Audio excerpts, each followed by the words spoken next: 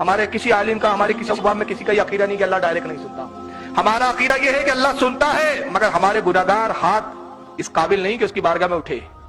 ہمارے اعمال اس قابل نہیں کہ ان اعمالوں کی وجہ سے امید ہو کہ وہ ہمارے گناہوں کو بخش دے، مگر درمیان میں ایک نیک کا وسیلہ آ جائے تو اللہ سے پھر پوری امید ہو جاتی ہے کہ اس نیک کے وسیلے کی وجہ سے ہمیں بخش دے.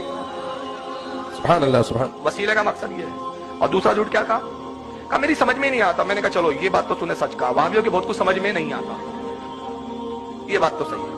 میری سمجھ میں نہیں آتا. سورہ فاتحہ پڑھتے ہیں اہدنا الصراط المستقیم کہتے ہیں یہ ڈائریکٹ پہنچ جاتی ہے، نماز ڈائریکٹ پہنچ جاتی ہے، مگر جب بیٹا بیٹی کی بات آتی ہے تو آپ کہتے ہیں بزرگوں کے پاس جاتے ہیں، اولیاء سے کہتے ہیں بیٹا دلا دو بیٹی دلا دو. نماز جب ڈائریکٹ پہنچ جاتی ہے، یہ جاہل کا کوئی پوچھے کہ اول تو نماز بھی ڈائریکٹ نہیں پہنچتی، وہ بھی فرشتے لے جاتے ہیں.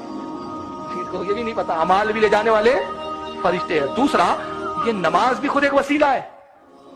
یہ سورہ فاتحہ یہ بھی تو وسیلہ ہے. تو اللہ قادر تھا، کہتا بندے تجھے نماز پڑھنے کی بھی کیا ضرورت ہے، ویسی مانگ لے دے دوں گا. جی بے شک. تو نماز رکھ کر بھی تو وسیلہ ہی بتایا اس نے. ارے اس کی شان تو یہ کہتا ہے کہ نماز میں نے تجھے دی، ڈائریکٹ نہیں دی، درمیان میں نبی تھا. قرآن میں نے تجھے دیا، درمیان میں نبی تھا. اسلام میں نے تجھے دیا، درمیان میں نبی تھا. زکات میں نے تجھے دی، درمیان میں نبی تھا. حج تجھے دیا، درمیان میں نبی تھا. ارے جب میں رب ہو کر اپنے محبوب کے بغیر تجھے دیتا نہیں تو بندہ ہو کے ڈائریکٹ مجھ تک آنے کی بات کر